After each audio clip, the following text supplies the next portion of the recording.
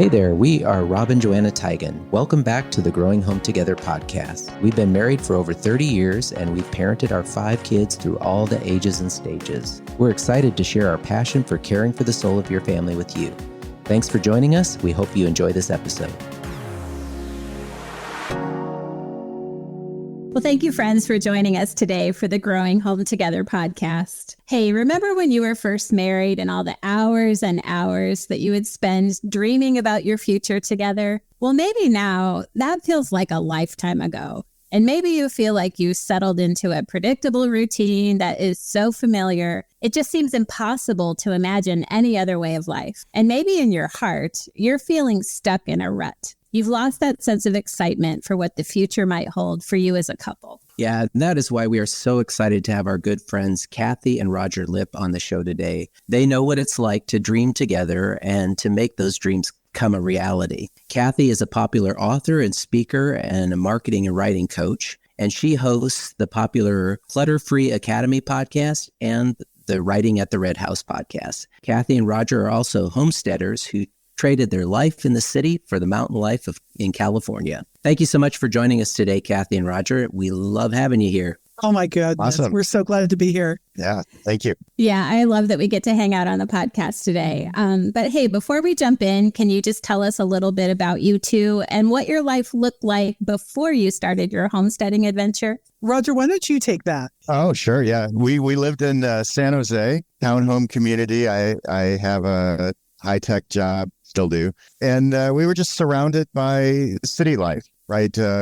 Church was just a mile or so away, and Starbucks just down the block, and shopping mall just down the block. Everything we could possibly want in easy arm's reach. We could walk there if we wanted to. And that was the life we had for, what was it? The first 13 years of our marriage. Yeah. Yeah, well, it sounds like you guys had a good thing going. So what made you realize you wanted to start this homesteading journey? Well, I actually blame it on one of Susie's friends. One of Susie's friends. I'm getting my words mixed up. One of Kathy's friends, Susie, who had a cabin in the woods, and we would go there for vacation and to get away and enjoy. It was wonderful to get out of the city and just enjoy the tall trees and the mountain air. And then Susie had the audacity to move into her part-time cabin full-time. So our wheels started turning. Yeah. We took a little weekend trip to Lake Tahoe. And we just started thinking, what if we could just have like a 1-room cabin in the woods where we could go away? And we're like, how could we afford that? And it's like, we could Airbnb it. And then I thought, well, what if we did writers' retreats? We could get some income. And it spiraled out of control. And we ended up going from a 1-room cabin to 33 acres in the woods. And then we were, wherever we were not living, we were Airbnb-ing, and that's kind of a chaotic life. And so when you're looking for this peaceful place in the woods, but you're having to find people to clean the townhouse and, get wood and shut down in the snowstorm, that's less peaceful. And Roger just said one day, what if we moved to the cabin full time? And here we are 5 years later. That is amazing. I've noticed that when Rob and I start to dream, or if we set some new goals, we are not always on the same page at the same time. So what would you tell the couple who's struggling because one partner maybe isn't quite as ready as the other one to make the leap? So for me on that one, I would say, you don't have to be 100% ready to make a leap. If somebody is 100% ready and the other person is 75%, that's where you can start to have the compromises. Like, okay, we can move, but we're going to make sure that we come back to the city that where our kids are, things like that. Adult kids. We're not leaving, young children behind. But, we're going to go. Oh, you gave some of us hope there for a second. I know, right there for a second. Yes. None of this is legal or approved. But we're going to go back every couple of months so we can maintain those. One of the things we had to figure out was going into town. When we first moved to the mountains, I'm going to say we figured out many reasons to go into town almost every other day. And then we kind of said, okay, we can't be doing that. And now we're at a point where we probably go into town once a week, maybe twice. And there are times when I'm like, yeah, we don't need to go into town. So, to understand that it's going to be an adjustment and that's okay. But I also feel like if somebody in the relationship is feeling really strongly, it's worth exploring that and saying, what are the compromises I could make to make that happen? And what compromises does the person who's more ready for the dream make to have the person who's more reticent feel comfortable with it? It doesn't have to be 100%. We did ours in increments. We lived in both places for a while. And then, we were Airbnb-ing. And for a while, we stayed with my mom while we visited the cabin. We did all these different things. But, we kind of stone stepped to the full dream.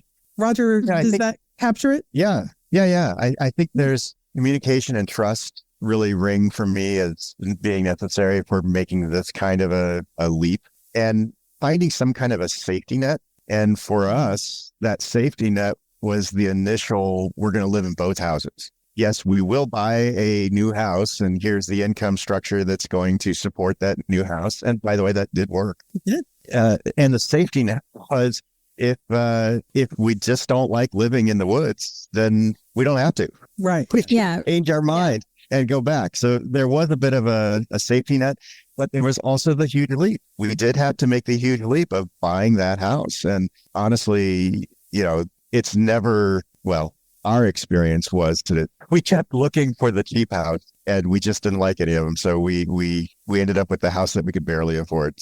So that was the leap right there. Yeah. And, sure. And we don't regret that. And we didn't regret that. Yeah, I love that because I know, with couples, sometimes one of us likes change more than the other. And when one of us starts dreaming, it's very easy for the other person to start thinking through what about this? And what about this? Yeah. But to kind of have that, like you said, that open mind and that open communication to well, let's just throw all options on the table. What could we do? And how could we do this in a way that, where we could realize one couple's dream maybe, but do it in a way that we both, can get excited about it and feel comfortable with it. And so I love the way you guys did that. Yeah, I think for us, probably our biggest challenge in that was Rob had a dream for just forever about owning rental property. And it completely freaked me out. I don't know why. It just totally freaked me out. And we had a really hard time getting mutually excited about that. And I think, though, wrestling that out, it actually gave us a chance to get to know ourselves better. And Rob gave me the gift of time to process. But I realized, in big things like that, I like to work in relationship. Relationships are a really big deal to me. And so once we kind of tweaked the dream from let's own rental property to let's own rental property that can be used to accomplish relationship and blessing for people in our life, that totally changed the story for me. And so we did end up getting rental property, and the young women who live there are some students and young women who attended a local Christian university that we got to be really close with or really cared about. And it's just turned out to be an accessible source of housing for these amazing young women of faith. So I guess we both accomplished a dream, but from a different side of it. But I think because Rob gave me the gift of time, that had a chance to float to the top. I think that's similar to what we went through, right? Because the initial dream of living in the woods and the mountains, that was more my thing. And as we were exploring how could we actually do that, we came up with the writer retreat concept, which now got Kathi excited about it as well. So, we found that by exploring how do we solve one thing, we actually ended up bringing both of us into the journey in a more significant way. So it sounds similar to what you were doing. Yeah. And I don't think that God often gives a person a dream for discourse. That there is, there may be coming around and compromise. And that's why, we can't be selfish with these dreams. We are in a partnership, and both people, if both people aren't on board, then it can't happen. But it's worth sussing out and talking. And I think you're so right, Joanna, that sometimes, this reveals maybe some childhood trauma or something that we've brought, both Roger and I have been married before. And, I still wake up in a cold sweat from a dream about my ex-husband and something, it's so weird how our past can come into current relationships. Even though I trust Roger with my life, those things are real and they have to be addressed. They have to be worked out. Sometimes those dreams are an opportunity to really get to the core of, why am I reacting this way? Why am I scared about something that doesn't seem scary on the surface? And we have to pay attention to those things. Yeah. Well, from following your story online and reading your book, The Accidental Homesteader, I know you've had pretty much one adventure after another since you got started. So, hey, we just have to know, what are some of the toughest situations that you faced and how did you face those together? Well, one thing we have decided is that if either of us decides that this isn't what we want to do anymore, we have to bail, because it takes a team to survive this. And I would say our toughest challenge came after, well, I don't even know about that, but the most dramatic challenge came after the book was published. And that was last winter, 14 feet of snow. 14 feet of snow. 14 feet of snow. Yeah. And so it's you were just supposed insane. to get 2 inches. We got 14. Yes. You're saying that, Kathy, like it just happened yesterday. Roger, you were just digging out the snow equipment yesterday and you said you had post-traumatic stress disorder. Just grabbing that stuff. When pulling out the snowshoes, it hasn't started snowing yet, but I was getting them ready because we know it's coming at some point. And that was, oh man, that's flashbacks last year. Yeah. So were you trapped in your house or what did that look like? Trapped is a strong word, but yes, it's an accurate word. So our house sits down the hill a bit from the main driveway into the community, which is not plowed. So there's, the city isn't coming to plow us out or anything. We have about a mile of country gravel mountain to get to a paved road that is plowed. So, and that road that isn't plowed is up a hill quite a ways. So I parked our car up toward there, and every now and then I would just get out the shovel and dig out probably 200 yards up to the top of the hill to the where we parked the car, just to keep it clear so that we could walk up the hill to the car if we did have to get out. Yeah, it was pretty wild. Oh, we lost power all the time. Yeah, we're the first to lose power and the last to get it back. But we have a generator. Right. I think the scariest thing was a couple of winters ago when we had a ton of snow. We also lost our generator. But this is where my skills come in, because next door to us, we have a single guy. His name is Paul, and he's a volunteer firefighter, but he also has heavy equipment. And I bring him dinner once a week because, one, he's just a good guy. And if I didn't bring him dinner, he would be eating Lunchables for 3 meals a day. But also we're the first person he digs out when there's a snowstorm. It may be because he wants to be fed or maybe just because he's a good guy. But, that's where my contributions come in. Oh, that saved our house during the fire. So that was good. Yeah. Oh, my goodness. Tell us more about that. Oh, yeah. So we were the first evacuated for the Caldor fire that happened in 2000. Was it 2021? I can't remember. It's other things we blocked out. But we were the very first one. And guys, it burned 700 houses in our community, 900 structures. It was on all 4 sides of us. And we lost 2 acres of ours were burned. But it was a 3-week fire. And, Roger, one of the biggest in California that we've ever had. It was big. Did you have to evacuate the chickens or? We did evacuate the chickens. Yes, they first went to our friend Susie's house, our neighbor, half hour away, and then she had to evacuate. So we met her in a parking lot of a grocery store, and we got our chickens back, and we ended up making a makeshift chicken coop at my mom's house in the city. And those chickens are well traveled. Wow, that is really something.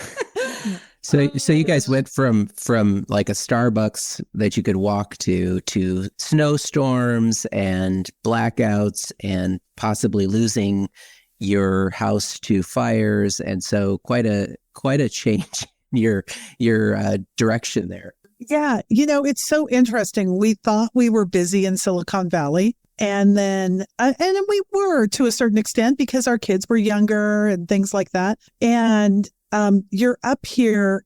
It's a different kind of busy. It's a very purposeful busy. And it's in Silicon Valley. You don't feel like cooking. You do. You can do DoorDash. Here, there is no DoorDash. That's not happening for you. So your life is structured in a very different way. But there's busyness, but it's always purposeful. And I don't know, there's just something to it where, it's different going to the grocery store every day because you can, and to say, oh, you know what? I need to plan my week. And because we're not running out to the store for milk, that's never going to happen while you're here because it's a 3-hour round trip. And so it's a different pace of life. There are real rhythms and routines, and there's rest, but also there's a connection to Roger that is different than what I had in Silicon Valley. And I'm really grateful for that. And here's the thing. I could have made those choices in Silicon Valley to have a different rhythm of our lives, but I almost feel like I needed to be forced to. And so, this homesteading lifestyle that we've kind of fallen into in a different way has brought things out that I don't know that would have happened in San Jose. We're gardeners here. Roger, who knew? He is the master gardener up here. He's out there tilling the soil and digging the dirt, and we're harvesting. And, we never really experienced seasons in Silicon Valley. There's bring a sweater and don't bring a sweater in Silicon Valley. I mean, that's really, you don't need a heavy jacket. And up here, we plan what we're eating by what the garden's bringing out. It's just a different way of life, but I feel like it's brought out the best in each of us, and it's brought out the best in our marriage. That's great. Well, what we love about you guys, and we've known, Joanna and I have known you for a while now, is we love the great partnership that you two have together. So how have your different skills and interests come into play as you build your homestead? How's that played out? Well, so I've learned to make things with my hands and work the ground. So I created the chicken coop, and I made the garden, and I made the greenhouse. None of which I had done in San Jose. I was not even, I think I made a window garden box one time. And that was the extent of my woodworking skills. So it's definitely pushed. And now we have a grove of fruit trees that we're trying, and very large garden size greenhouse. Yeah. So it's been interesting. So I do a lot of the outside things. And Kathi has done a lot of the inside things, but she does outside and I do inside. So it's a partnership all around. Yeah. And, it's what are we interested in? Like I'm cooking from scratch most of the time when we're doing things, but also, there's so much that goes into, this is a big house for us. Our house in San Jose was 1,400 square feet. And when we have people come up here, they're not coming up for a meal. They're coming up for a weekend or a week. And so to really think of in those terms is very, very different. I would say we do different kinds of dreaming too. The garden was my dream, but now Roger is expanding the garden. He's expanding the dream. And what an orchard. Yeah, he wants an orchard so bad because he wants a peach pie that we've made from the ground up. And so, animals, having chicken was my dream for a long time that Roger really, really resisted until his boss said, "Oh, I've got chickens. They're very low maintenance." I think he oversold on that one because they're kind of 5 minutes. But we'll be revisiting this. Yes, we are revisiting do we want more chickens? We're putting that plan on hold for a little while just because it keeps you tied to your house in a very real way. And so you have to find babysitters for the chickens if you're going to be gone more than a couple of days. And, that's a whole thing, trying to find people who are like, yeah, I'll take on your chickens. But it's also, it's given us dreams that we didn't know we had before. We're part of a community now and we want to be a part of that community. The way to be a community up here is by the Fire Safety Council. That's where it's a quirky little group of people, and we bring our own quirk to it. But getting to know people and invest in their lives and be a part of this. So, we have dreams of building on here. Like, Joanna, you were talking about it's based on relationships. And, could we put a yurt on here, or could we put a second home on here to build into those kind of relationships? And we're thinking about those and we're dreaming about them. So, it's been fun to see the skills that have come out. It really has been fun to see Roger become a whole new person, out there building the greenhouse. The greenhouse is not this little lean-to. I mean, it's a whole structure. Somebody could sleep in there if they really needed to. And so, and wouldn't recommend it. We wouldn't recommend it, but being prepared up here is, I don't know that that's really a dream, but it's the skills that we've brought into it. Being prepared, not just for us, for our neighbors. We've had, we had a woman show up in the middle of the night one time on Christmas night. Yeah. Just lost in the snow, and bringing her in and getting her warmed up. She had been walking around for a couple of hours in, 1.5 feet of snow, lost and scared. And to see Roger, make sure that she was comfortable and to just be a presence for her. It brings out the best in both of us, things that we didn't know we had. And I love when God can do that, bringing out the best in your spouse. But it is a leap. It really is. Yeah. Wow. It sounds like you've created this situation where you just have a million new ways to give to each other. You're both producing and creating, and sounds like you've created a whole new kind of interdependence that you have to make it up there. So I can imagine that would be really invigorating for a relationship.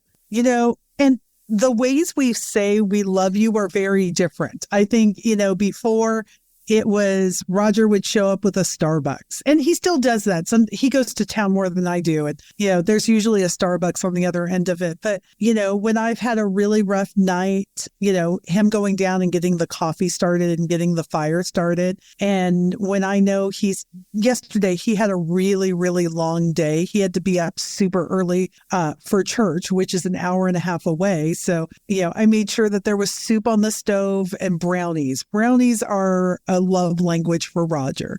And, just he goes and he lets the chickens out super early because it's super dark. And I'm not going to lie, it's a little scary when it's that dark.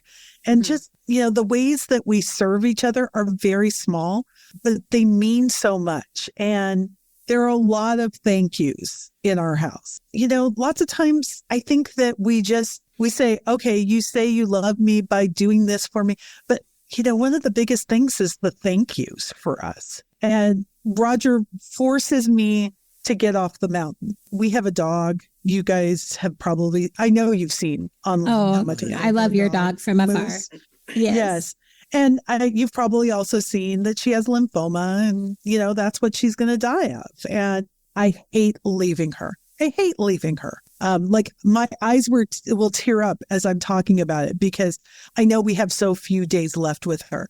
But Roger forces me to get off the mountain. He knows she's going to be okay, and forces me to go do adventure. And once I'm out, I'm good. It's the leaving that's really, really hard. But he knows what's good for me. And we support each other's mental health, spiritual health, physical health. Mm-hmm. Oh, that's really good. Yeah. And in your book, you talk about giving yourselves grace. And, I think for recovering perfectionists like Rob and me, that can be tough, especially if we're putting ourselves in a situation that feels really new or a little bit risky. So what does it mean to give ourselves grace as we're following these kind of dreams? I would say for me, it's saying instead, okay, first of all, I say that, 20% of the decisions I make are mistakes. They just are, and that's okay. But every year we're up here, we learn through pain. I'm just going to be honest. This is the first year that we took the ATV, the chainsaw, and the snowblower into town in time for us to get them back before snow happens. And that was a decision that Roger planned ahead for and made, because we've gotten to the point where let's get the snowblower, or not snowblower. What's that thing called, Roger? Is it a snowblower? Yes. Okay. Yes, snowblower. But it has I think of snowblowers as just like a reverse vacuum. This has like a blade and stuff. Yeah. Big thing. Yeah. Can you tell I'm not the one who runs the snowblower? But here's the beautiful thing. Last year, we went to get that out and the blade was bent. There was no way for us to know that. And now it's okay, we're learning through some pain. And so we give ourselves... Just to remind you, grace last year was 14 feet of snow. So snowblower was important. It was important and it was not here. Yes. So, but we're getting smarter each time. We're getting wiser each time. And so to say, we didn't know what we didn't know. And so I'm never going to get mad at Roger for not knowing what he didn't know. And Roger is not a neglectful person. We're both forgetful sometimes. And so that's why it's good we can remind each other, oh, remember this happened last year. We probably need to take care of it this year. So Roger, does that feel accurate how I'm describing it? Yeah. And I think that sometimes the consequences from our mistake are felt strongly. 2 years ago, I didn't get the maintenance done on a generator at the right time. And so in the middle of a month-long snowstorm where we're trapped for a month, our generator goes out and will not start. So we did not have power for several days. That's when we evacuated. Yeah. When we could. And that was a consequence of me not getting the generator maintenance done. But we're both experiencing those kinds of missteps and errors and mistakes. And we know we're both doing them. And we are very quick to reassure the other that it's okay. It's fine. We're with you. We're together. And forgiveness. And, it's just, oh, of course, don't even think anything about it. Even though we're in the midst of the consequences of it. Both of us are going to be harder on ourselves than we are on each other, because we both want to be our best for each other. And so, but also you have to just say, hey, that was a mistake. I made the wrong decision. Where do we move on from here? Because, as much as it can feel like life and death up here, we can, we have figured out how to get to a neighbor or how to do those kind of things. And so most of the time it's not going to be life or death, but we do err on the side of caution. We were, like I said, we were the first to evacuate when the Caldor fire hit. And a lot of people chose to go much later. And, I feel like sometimes we make decisions because of pressure from other people. And we don't care. We don't care if we look like, we're reactionary, or, you precious babies, you left as soon as the flames hit. No, we're going to be okay with being overly cautious in some of these things, because the opposite decisions can be really traumatic, and so we're not going to do that. Now the generator has regular maintenance, and Yes. we own 2 backup generators. Yes. Okay. Yeah. All right. There you go. So, I kind of like to circle back to the beginning of our talk where we were, talking about how a lot of times it's easy as a couple to fall into a rut. We feel boxed in by our jobs or the needs of our kids, or it could be our budget, you name it. So how can a couple start giving themselves permission to dream again? And, what is are some of the first steps we can take to make that happen? Because even like you mentioned, a lot of times what comes into our heads is what everybody else is going to think and wonder when we do something as crazy as moving from the city to the mountains, Yeah.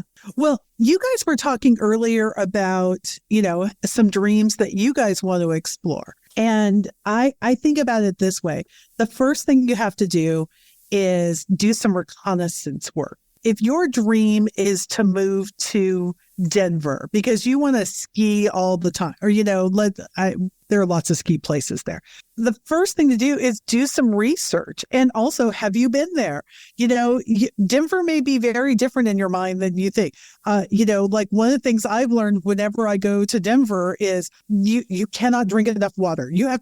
Are you willing to drink water like 30 times a day? Because that's how I have to do it in high altitude.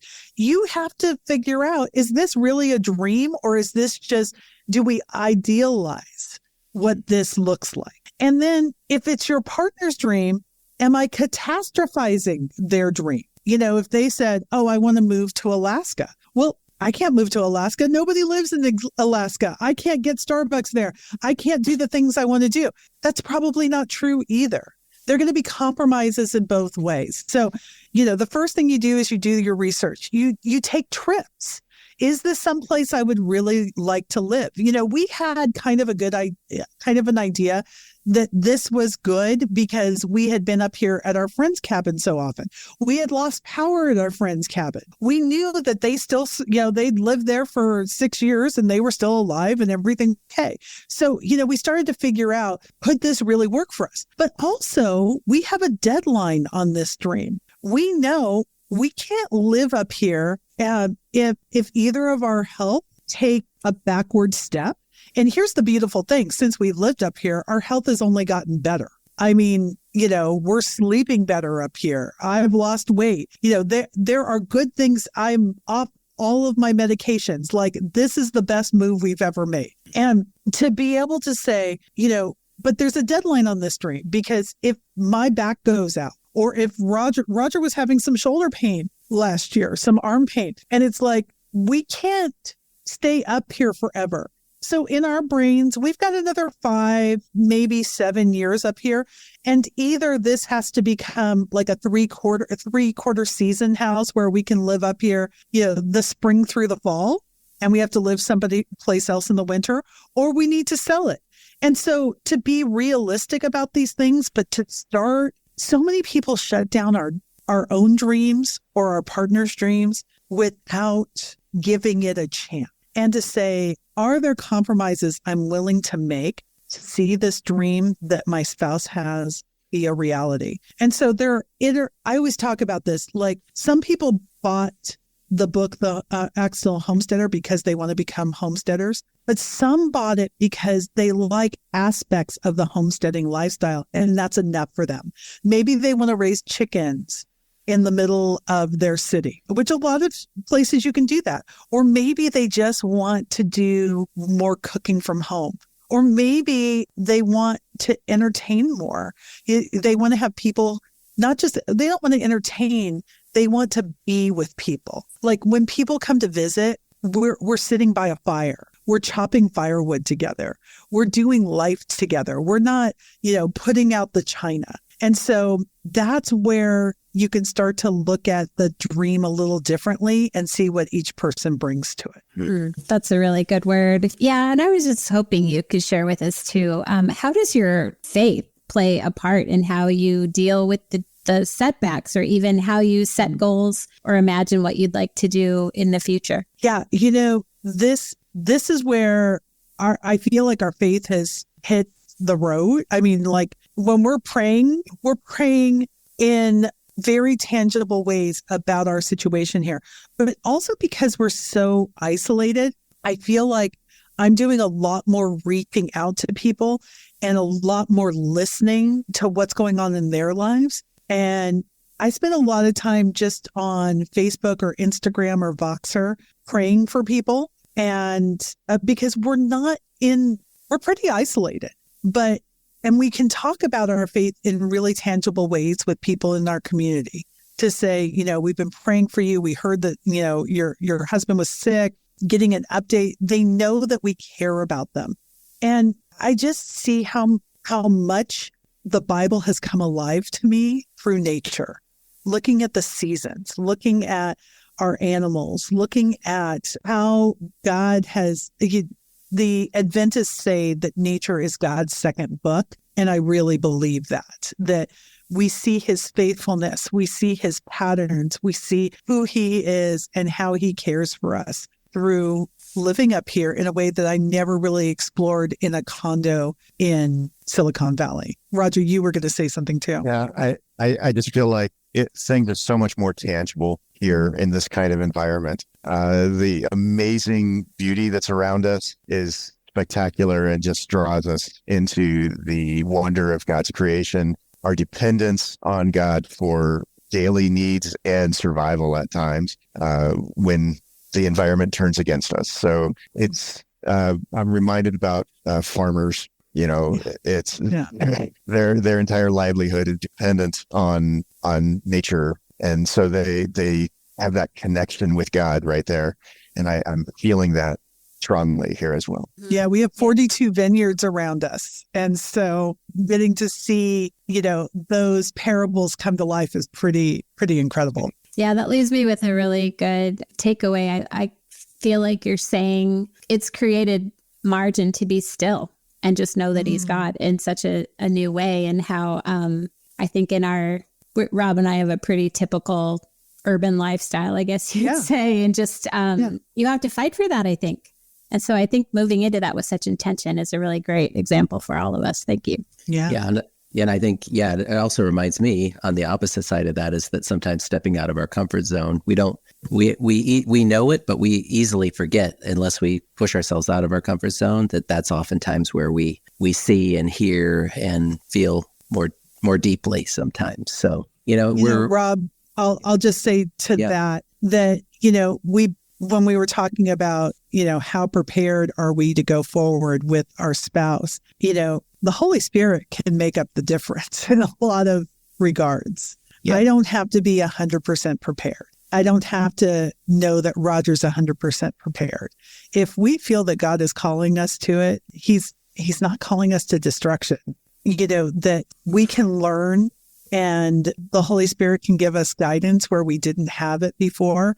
And I'm really grateful in our relationship. Roger's more the whoa and I'm more of the woo. And, oftentimes in some of these things, but, the gifts that God has given Roger keep us safe. And the gifts that God has given me sometimes can push us forward. But I see Roger also pushing us forward. And sometimes I keep us alive. So it's amazing where the Holy Spirit can step in and help us with that wisdom that we need when when we feel God is calling us to something. Yeah, that's great. Right now we're kind of at the starting gate of a whole new year. And what's a word of encouragement you could give or leave with us and the couples listening that are hoping that come December, things look a little different than they do today? So let me take one statement from that. I think this idea that you brought up about our comfort zone it's so important. We would have never done this adventure if we stayed in our comfort zone, because we knew how to do life in San Jose. We had done it for a long time. And our inertia would just keep us doing life in San Jose. And it's hard to break that. It's hard to get out of your comfort zone. It's comfortable for a reason. We know how to do it. But if you have a dream, if you have a calling, someplace that takes you out of that, do the planning, do the prep, do the things you need to do, but take the step. To ask the question, what if? And most of the time, the what if is like, okay, well, that may not work. But to say, well, what if we wanted to do this someday? What would be the first step? What if? And you don't have to commit to everything, but commit to something. Commit to doing something new. Commit to trying something new. It could be anything from ballroom dancing lessons to Zillow searches, right? All of those things are what ifs, and there is life in the what if. That's good. Yeah. Wow. Well, I am guessing that there are couples listening today who are either feeling stressed out about tomorrow or they're feeling frustrated that the change that they're craving is just really slow to come. And we were hoping that you would be willing to pray for just all of us as we navigate the future that God has planned for us. Would you be willing to pray? I would be happy to. Thank you for asking. Heavenly Father, as you are so very present with every person who is listening right now, and with Rob and Joanna and Roger and I, God, I pray that people feel your presence, that they feel your very presence, and that they are attuned to your ear. God, I pray that there would be sweet comfort in hard situations, and I pray that there would be excitement and joy in the new year to come. God, we know that you are doing a new thing in our lives and each person's life who is listening. God, I pray that there would be just an excitement about that new thing. Even if the path is not always clear, God, I know that you illuminate our paths. And I pray that each step, that everybody who's listening would feel your presence. God, we don't know what is going to happen in this coming year, in the next 5 years, in the next 10 years. But God, we know that you are with us. And God, I pray that we are with you. And it's in Jesus Christ's name we pray. Amen. Amen. Well, I love that we can have this conversation while you guys are up in the mountains of California and we're in the urban city and in Michigan here. And I also love your book, The Accidental Homesteader. I think it's a great travel journey for anybody because you guys really share kind of the ins and outs. And there's beautiful photography here. I see great job on that greenhouse. I see that in here. And yummy recipes, let me tell you. Your neighbor is a fortunate guy. I see some of these recipes in here. But I know people are going to want to get a hold of a copy of your book and also see the great coaching and other opportunities that you guys offer. How can people connect with you online? Yeah. So it's Kathi Lipp everywhere that social media is. And the book is available everywhere, including, all the places that you love to buy books. But if you do purchase it, there is a website, accidentalhomesteaderbook.com, where you can get, while you're waiting for the book to show up or, waiting for that download or however you consume the books. It's also on Audible, but we have this simple living guide that you can download, and it has some great recipes. It has Roger's salsa recipe and my queso recipe, which both of those are bangers, and some DIY projects, all little taste of homesteading that you can get right away. You had me at salsa and queso. Yeah, that is so fun. Good. Okay. Well, gosh, Kathi and Roger, thank you so much for sharing some of your story with us today. I think that you have inspired all of us to take some new steps forward this year. Oh my goodness. You guys are so much fun. Thanks for having us. Yeah. Thanks. And thank you, friends, for joining us today for the Growing Home Together podcast. Rob and I would love to connect with you online at growinghometogether.com. You're going to find all kinds of resources to pray for your marriage, pray for your kids, and make fun memories as a family. And hey, don't miss our 365-day devotional for couples, too, as you follow God together in this new year. At Growing Home Together, we're caring for the soul of your family and growing home together with you. Bye.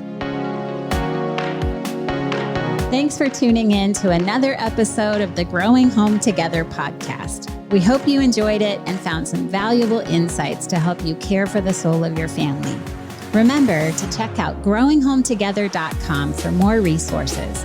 And stay tuned for our next episode coming your way soon.